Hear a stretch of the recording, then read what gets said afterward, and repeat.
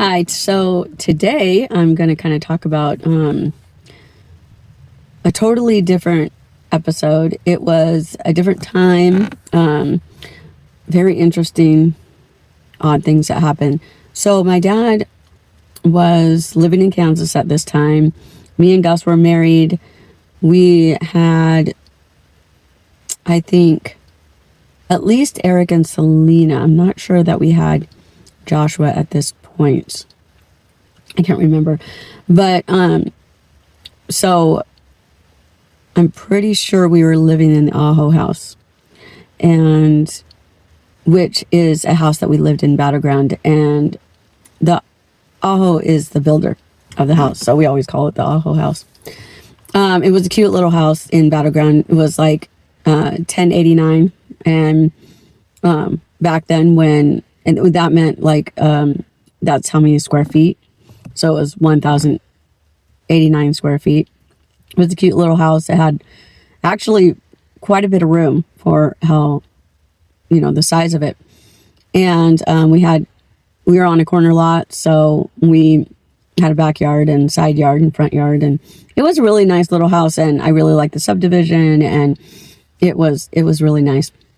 Anyway, so we lived there, and my dad lived in Kansas on his farm and acreage, I guess. It was kind of like out in the middle of nowhere, and it was tiny town. They had to like drive miles to get to like a big store, so they did like huge shopping and at once. And well, he was married to his wife Cheryl, and just so happened they got in a huge fight, and Cheryl left him, and a lot of things happened there. So maybe I'll start with, they had a pack of dogs, and literally like a pack of wolf dogs because the dogs that they had were part wolf, and they had a female who was something else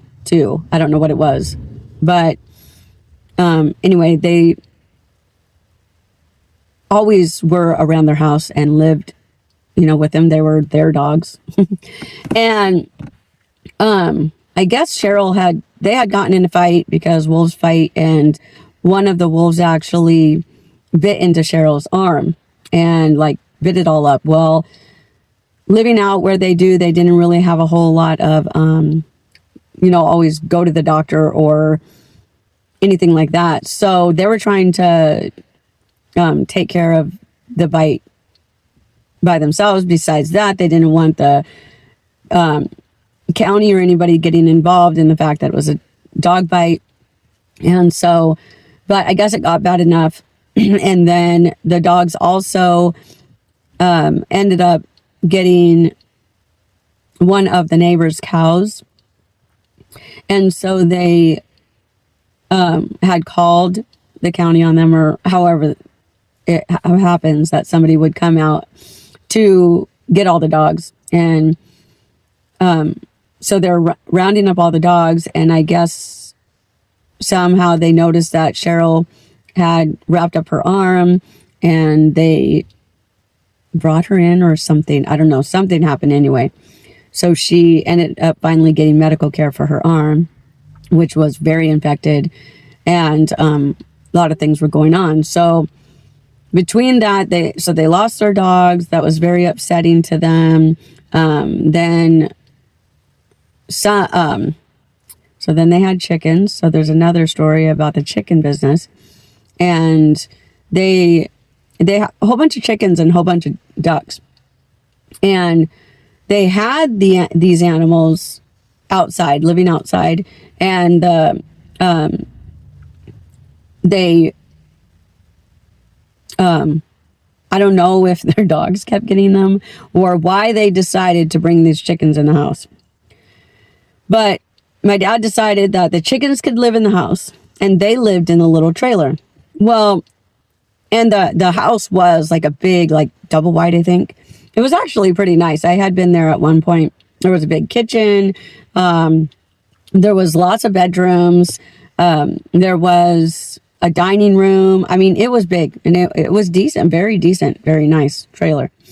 Anyway, so whatever happened, because I wasn't there for all of it, they ended up having the chickens live in the house. So they would go in and water down the chickens and feed them and whatever when they lived in the trailer, in like a little camper trailer, like a small little trailer. And so my dad really liked his chickens, and he did a lot with them, and he just, everything they did was amazing. And so anyway, Cheryl had gone in there. Well, they had watered down the place enough and got it, drenched enough that the floorboards were like wrecked. And she had like taken a step, and her leg went through the floor and broke her hip. Well, so she didn't go into the doctor for that. They just thought that, oh, well, it'll heal up. So she's in the trailer all the time. My dad's doing all the work, and she's in the trailer and they're asleep on a lazy boy in the trailer. And she was, I guess, in a lot of pain and always just dealing with a lot of pain. Never went to the doctor.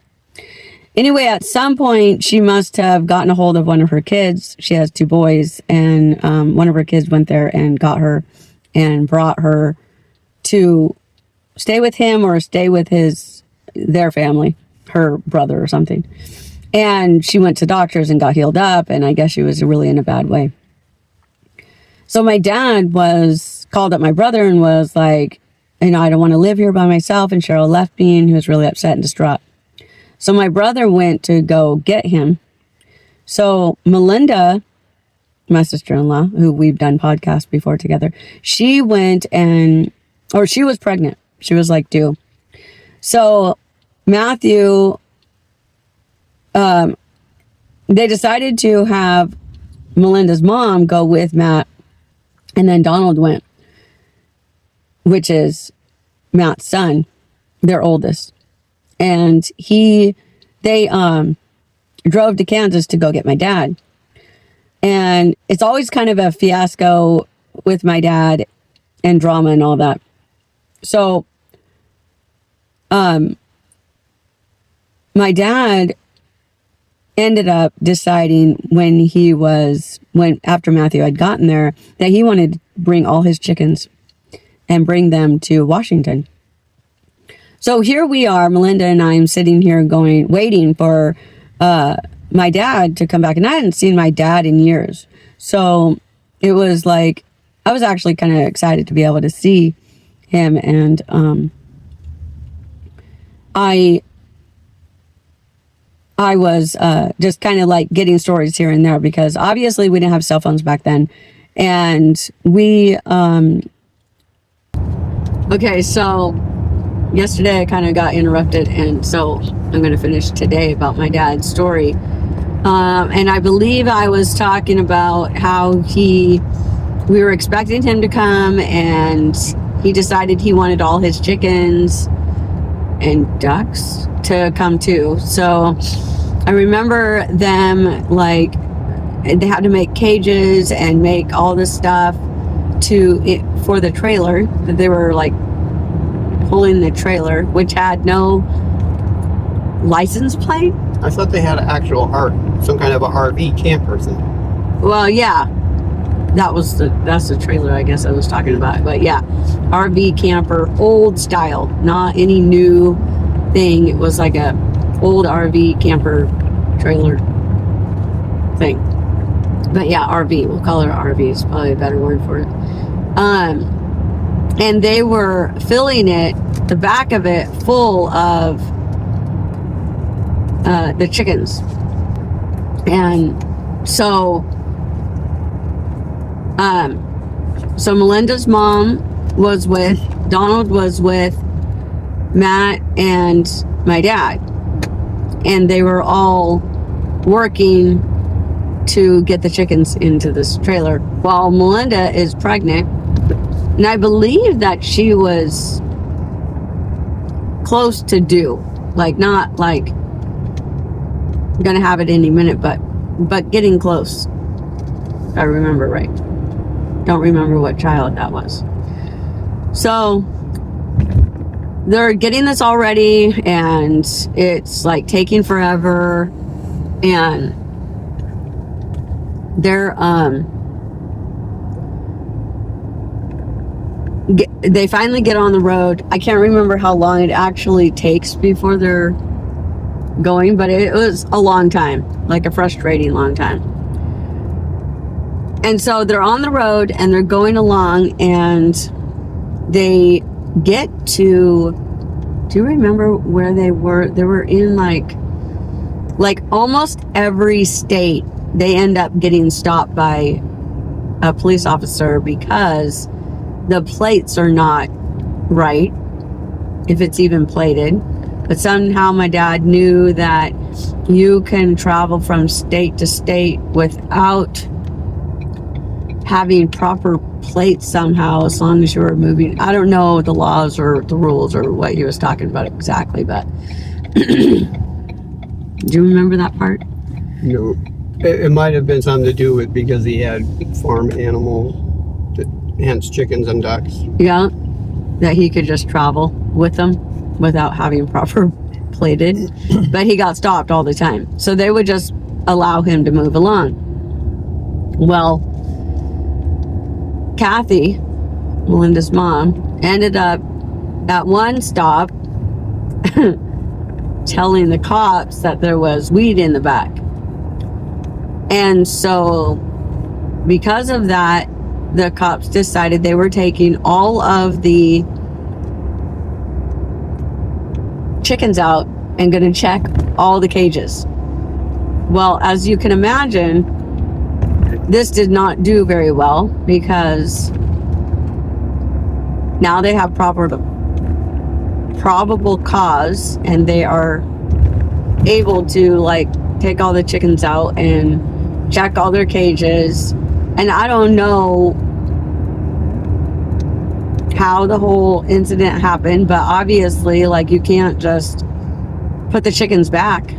So the chickens are running all over the place. My dad is running after the chickens, trying to find all these chickens and ducks. It's a complete mess. Matt is like, you know what? I have been looking for your chickens and doing all these things about your chickens, and I need to get home to my wife. And Dad isn't leaving without his chickens. So Matt ends up leaving and going back home. Dad ends up losing all his chickens to somewhere in... It was in... Salt Lake City? No, Colorado. Grand Junction or something. Something like, yeah. It was just north of Denver. Oh, yeah, okay. And so, no chickens. Matt and Dad got in a huge fight. Matt leaves. Dad's there in Colorado. So he ends up calling his sister. No, first he called us. And so we got him a train ticket to come to Washington. So he's on the train. The next we hear from him, we find out that he's no longer on the train because he decided to go into the sleeper car and sleep.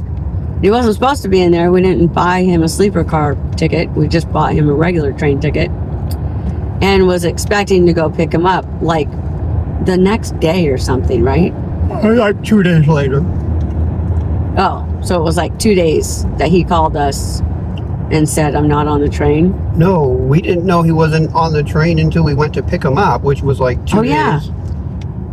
Yeah, so we went to pick him up, and he wasn't there. So then, of course, we didn't have any way to contact him, so we just had to wait. It was 2 days after we were supposed to pick him up, or we went to pick him up, and he wasn't there. I think it was almost like a week or something before we heard from him. Oh. So we had no idea where he was or what was going on. Was Matthew back by then? Yeah, because he actually, I think you and him went to the train station to pick him up. Oh, yeah, okay. Like we no cell phones or nothing at that time. Right. And then he wasn't there, and then I remember you guys came home, and you called the Amtrak, and they said, yeah, he got his ticket. Yeah, he was on the train. Yeah. So he ended up going into the sleeper car and going to sleep, and the next thing he woke up and he wasn't moving with the train anymore. He looks out the window and he's not even connected anymore. Well, he also didn't have a way out. He didn't have a way to get out of the train car, so he had to, there was like this little small window or something, he said, that he had to climb out of. In the meantime, like, I guess he lost, like, whatever he did, he lost his identity, like, he didn't have a license anymore, he lost, like, his wallet, or he didn't have anything, I don't know. He ended up calling his sister in Florida, and she got him a plane ticket to Florida to see her and stay with her. I was rather frustrated because we were like waiting for him and hadn't heard anything, and then all of a sudden he's like, oh, I'm in Florida with my sister, and I'm like, oh, nice. So he stays with Dottie, and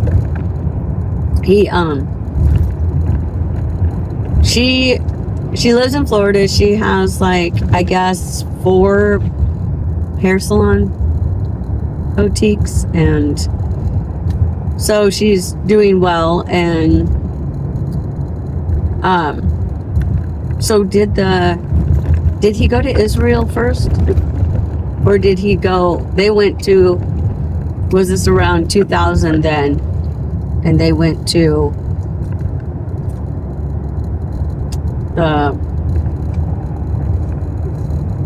North Carolina thing.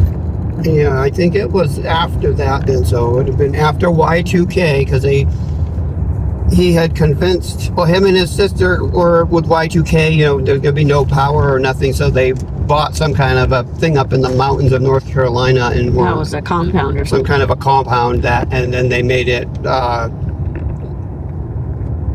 off the grid, so to speak. Yeah. So they both made it so that it would run on its own. They had all the water and food and generated power, and they were growing things, and it was like kind of a compound like thing that in North Carolina that they used way back when, like different houses and barns and all the stuff. The way he explained it was pretty cool. Well, so Y2K came and went, and the end of the world did not happen. So she went back to Florida. They both did. And I don't know if they sold it or what they did with it. Maybe they kept it. Maybe she kept it. I don't know. So then my dad said that he had a dream that if he went to Israel, he was going to walk off the plane and get a drink of water. Somebody was going to give him a drink of water, and he was going to be healed, completely healed of his mental issues. And so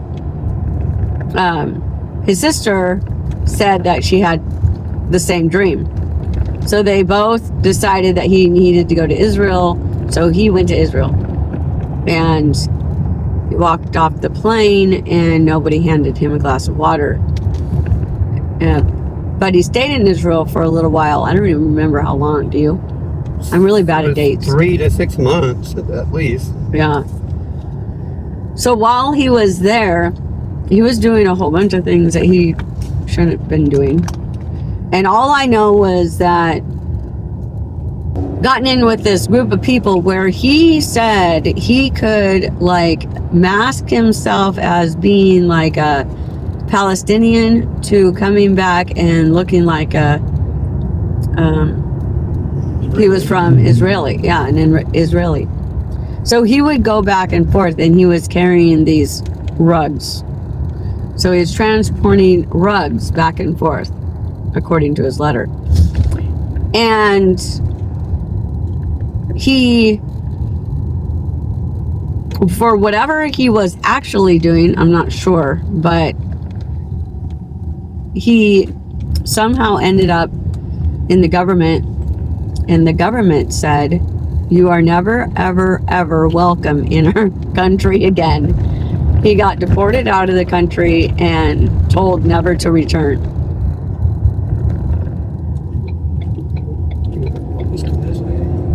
So, yeah, so my dad is literally kicked out of Israel forever. And he didn't get his glass of water. And he didn't get healed. They ended up, there was a point in time there where my dad wrote me a letter and completely disowned us because we had gotten in contact with Cheryl, and Cheryl had reimbursed us for the ticket, and I don't know, gave Matt and Melinda some money too. So that had to be during the time that Emmanuel and Joshua were born later that time. We must have been pregnant with them at that time because they were both actually supposed to be born around the same time in March. And then after my dad lived with his sister for probably about a year, then he moved back here. That was I don't remember exactly what year, but if it was even that long, he moved back and he ended up, did they stay with my brother for a little while? It seems like they did. Cheryl before. and him got back together. They stayed with my brother for a while, and then they got a place in Seaside, Oregon, lived at the beach. At one point during that time, Cheryl had left him again. He came and lived with me for a very short time. And then he went back to living at the beach, and Cheryl went back with him. And it was 2 years later, because Joshua was like 2 years old, and my dad died of an aneurysm to the brain. At least that's what we believe happened. He had heart issues, an enlarged heart most of his life. But it could have been anything because it's not like we found out.